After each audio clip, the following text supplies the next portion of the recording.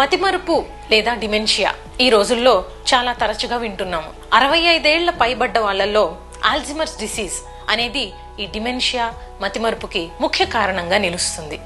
అంత మాత్రాన్న ప్రతి dementia Alzheimer's డిమెన్షియానే కాదు.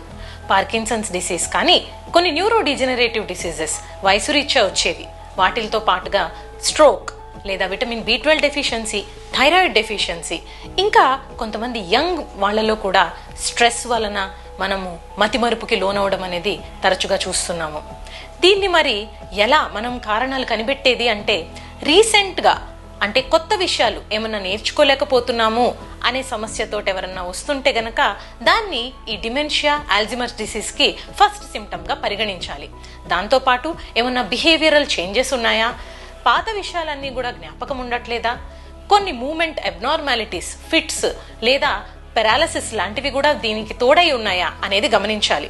సో ఒక నిపుణులైన న్యూరాలజిస్ట్ ని కన్సల్ట్ చేస్తే ఇది ఏ టైప్ ఆఫ్ డిమెన్షియా అనేది మనము క్షుణ్ణంగా పరిశీలించిన తర్వాత దానికి అవసరమైన రక్త పరీక్షలు, MRI, CT స్కాన్ లాంటివి, EEG లాంటి పరీక్షలు కూడా చేసుకొని నిర్ధారణకి వచ్చిన తర్వాత దానికి కరెక్ట్ గా ట్రీట్మెంట్ చేయగలుగుతాము.